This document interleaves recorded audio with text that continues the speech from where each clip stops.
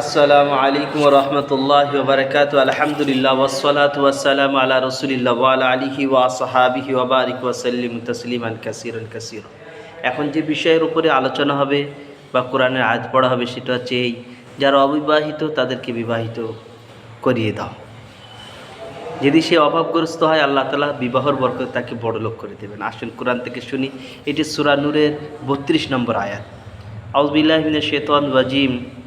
ওয়ানকিহুল আয়ামা মিনকুম ওয়াস-সালিহিনা মিন ইবাদিকুম ওয়া ইমাইকুম ইন ইয়াকুনু ফুকারা ইগনিহুমুল্লাহু মিন ফাজলি ওয়াল্লাহু ওয়াসিউন আলিম।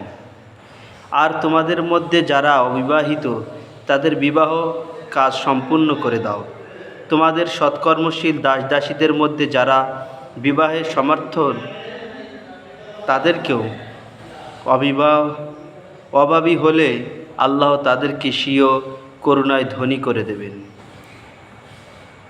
ধনী করবেন বা করে দেবেন। আল্লাহ পরাজজ্যময় ও জ্ঞানী। আপনাদের সম্মুখে যে কোরআনের আয়াতটা পেশ করা হলে সেটা হচ্ছে সূরা নূরের 32 নম্বর আয়াত। আল্লাহ তাআলা এই আয়াতের মধ্যে বলছেন যে সমস্ত ইয়ং স্টার ছেলে মেয়ে আছে তাদেরকে বিবাহ করিয়ে দাও। এই চিন্তা করো না যে এরা অভাবগ্রস্ত, এরা গরিব। আল্লাহ তাআলা বিবাহর বরকতে আল্লাহ তাআলা তাকে বড়লোক করে দেবেন, এটা আল্লাহ তাআলার ওয়াদা। হাদিসের মধ্যে এসে রাসূল পাক সাল্লাল্লাহু আলাইহি সাল্লাম বলেছেন যে 3 ব্যক্তিকে আল্লাহ তাআলা অবশ্যই সাহায্য করেন।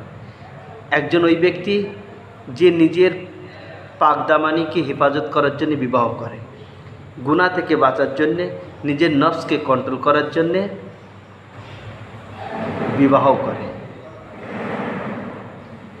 নাম্বার 2, যে গোলাম, আগের জমানায় গোলাম ছিল, যে গোলাম নিজে মেহনত করে নিজের মালিকের কিনা পয়সাটাকে সম্পূর্ণ করে দেবে, লিখিত হয়ে যায়, আল্লাহ তাআলা তাকেও সাহায্য করেন। আর আল্লাহ তাআলার রাস্তায় যে ব্যক্তি জিহাদ করে আল্লাহ তাআলার দিন প্রতিষ্ঠিতের জন্য, আল্লাহ তাআলা তাকেও সাহায্য করে। আমরা এই কোরআনের আয়াত এবং হাদিসের দ্বারা এটি বুঝতে পারলাম যে বিবাহ করার জন্য আপনাকে নিয়ত করতে হবে। যে আমি নিয়ত করছি বিবাহ করার জন্য এই যে রব্বুল আলামিন আমি যাতে পাক পবিত্র জিন্দেগি যাপন করতে পারি, জিন্দেগিতে যাতে গুনায় না জড়িত হয়, জিনার মতন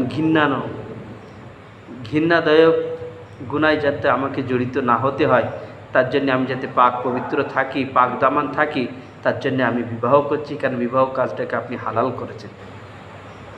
এই নিয়ত যদি উভয়ের থাকে, পুত্র ও পাত্রী, তো আল্লাহ তাআলা পাত্রপক্ষের পুত্রপক্ষে, তো আল্লাহ তাআলা তাকে বড়লোক করে দেবেন। এটা আল্লাহ তাআলার ওয়াদা। আর আলহামদুলিল্লাহ সচ্ছলতা অবশ্যই করে দেবেন। আমার সাথেও সেটা ঘটেছে। ওই জন্য কোরআনের এই আয়াতটা আজকে আপনাদের সম্মুখে রাখলাম। আল্লাহ তাআলা আমাকেও আপনাকে আল্লাহ তাআলার উপরে দীর্ঘ বিশ্বাস, অটল বিশ্বাস, তিনার শরীয়তের প্রতি অটল বিশ্বাস এবং মহব্বত রাখা আমাদের সকলকে তৌফিক দান করুন, বলেন আমিন। তাহলে আমরা সকলে বুঝতে পারলাম যে বিবাহ নিয়ত হচ্ছে এই, আমি এই উদ্দেশ্যে বিবাহ করব।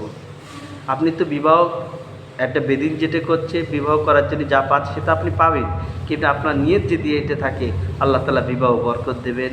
আল্লাহ তাআলা আপনার সর্বদিক থেকে সহযোগিতার হাত বাড়িয়ে দেবেন অবশ্যই।